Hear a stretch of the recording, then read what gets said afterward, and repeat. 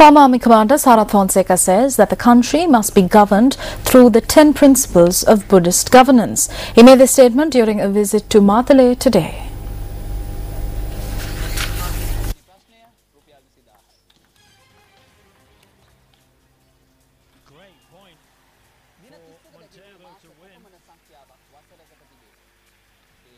Dropped in a few short shots. Joe was able to return them. Forehands from the left-handed player. The ball drifting long. We'll have the details of that story in a moment. But for now, let's cross over once again to Ramesh Irugal Bandara. He is standing by live from the Panama studios. Ramesh.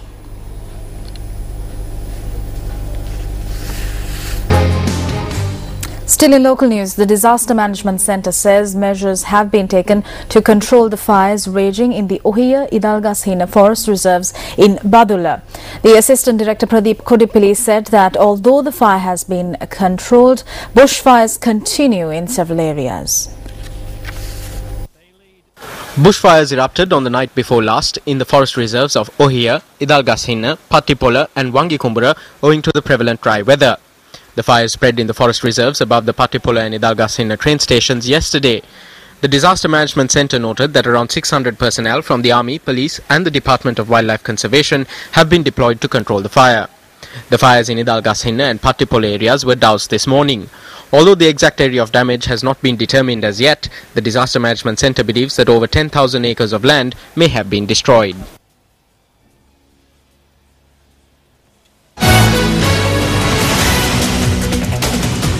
On to one of our headline stories tonight. 5 provincial-level politicians from different areas were arrested by the police during the past 24 hours. United National Party Southern Provincial Council member Krishantha Pushpakumara and Provincial Councillor of Bope Poddala Amila Nuan were taken into custody over an incident of obstructing the police. They were produced before the Gaul Additional Magistrate this afternoon and have been placed in remand custody until the 8th of next month. Meanwhile, Ridigama Provincial Councillor Nimal Sri Dayananda was taken into police custody last night on suspicion over attacking the vehicle of Kurunegala District Parliamentarian Nimal Vijay Singha with stones. Health Minister for the Central Province Sunil Amartunga was also placed in remand custody over allegedly threatening the Central Province Health Services Director and assaulting a consultant doctor at the said office. Meanwhile, Badulla Pradeshya Sabha member Sanjeeva Silva was remanded on suspicion over assaulting a member of the Water Supply Board in Vinithagama, Badulla.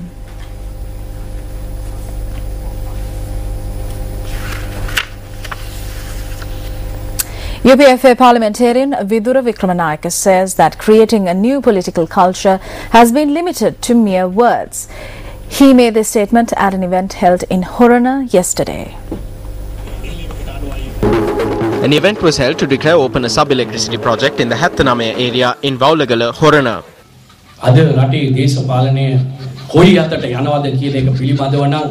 We have big issues with the direction that the country's politics is heading in. Every party says that they are creating a new political culture. To witness how good this level of culture is, when you go to some areas and say that you are a Pradeshya Sabha member, children run away. You cannot even go there. A country like this cannot move forward. Without an understanding about each other, how can we live in unity? This will not occur in a society that protects crooks.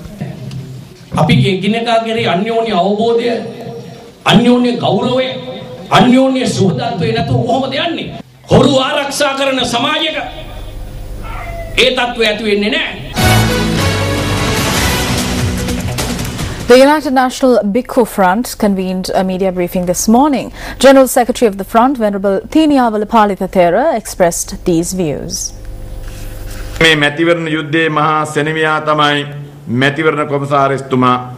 The Chief Commander in the Elections War is the Elections Commissioner. His second in command will be the Inspector General of Police, who provides security for the election. The government holds the strings of these puppets. The law is implemented according to the whims of the rulers. Minister Rishad Bathiuddin threatened the Mana magistrate Anthony Pillai Judeshan. An apology was expressed but no punishment. Tuminda Silva has forgotten everything, but he still remembers to take leave from Parliament once every 3 months. Once in every 3 months his memory revives. That is the way of the law. නීතියේ තත්ත්වය ඒකයි. Going back to one of our local stories from earlier on in the evening, a former Army Commander Sarath Fonseca says that the country must be governed through the 10 principles of Buddhist governance. He made this statement during a visit to Matale today. Former Army Commander Sarath Fonseca was afforded a warm welcome in the Matale town. Subsequently, Fonseca addressed a public rally held in the Vipassana Meditation Centre in Palapatwala, Matale. We do not need dictatorship, Marxism, socialism or any other ideology. For the people of this country to receive justice and fairness, it must be governed by the 10 principles of Buddhist governance. We need to create a political culture which is free of corruption. Even to commence a small business today, a bribe must be paid. You may have heard about the things that are happening in Tangol. A harbour is built where there are no ships. A airport is being built. A stadium was built where sports are not being played. The same area has the highest number of rapes and incidents of child abuse. Hambantota is setting records for all these things.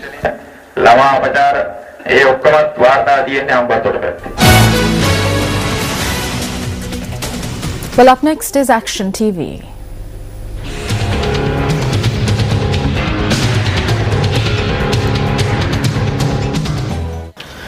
This is the copy of a complaint that was issued by the Traffic Division of the Value Area Police to an individual who was driving a three-wheeler last full moon Poya day without a driving license.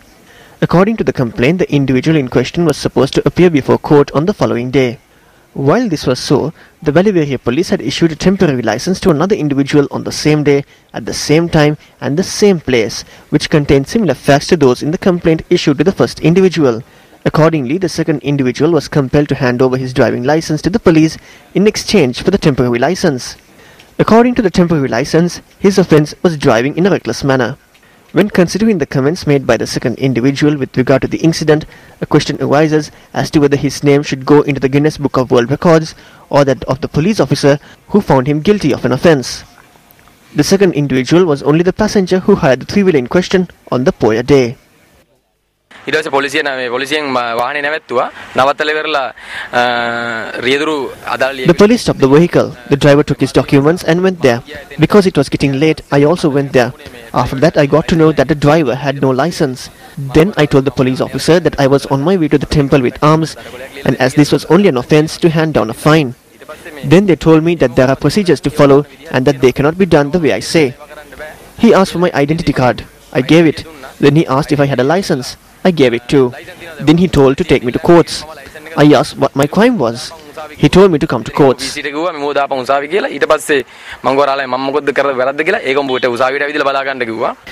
statement by the individual regarding the behavior of the police that day may or may not be true. However, a brief perusal of these documents go to show that the police had implemented the provisions of the Motor Traffic Act wrongfully for two persons in one three-wheeler on the same day, at the same time and the same venue. I too was present at courts. They heard the case of the person who was behind me. They did not call for my case. I was the driver. It is the Motor Traffic Act that empowers police officers to keep in their possession these type of documents. The objective of the Motor Traffic Act is to regulate the use of motor vehicles and to save lives and to protect property and prevent hindrance. Is not the act of going against the purpose and intent of the act and instead using its provisions arbitrarily similar to making the law stand on its head? Inspector General of Police, this is over to you.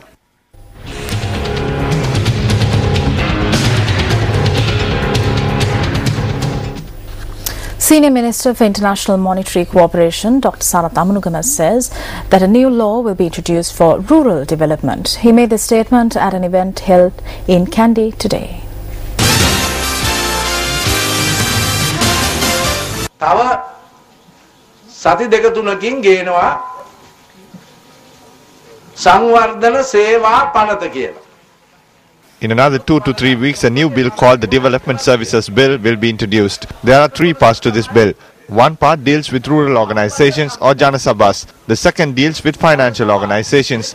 The third deals with development departments. The Samurdhi organization will be merged with the new Janasabhava. A huge change will be brought to rural areas. මේ නව ජන සභාවට. එහෙනම් ඒ විදිහට විශාල වෙනසක් කරනවා ගම්බද පළාත.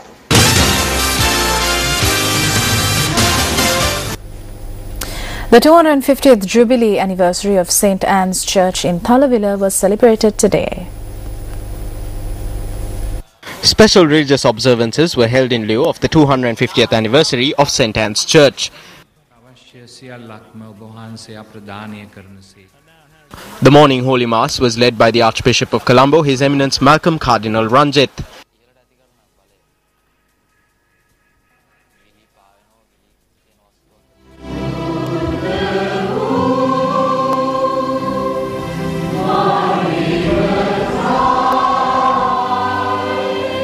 As seen in previous years, this year too a large number of devotees attended the celebrations.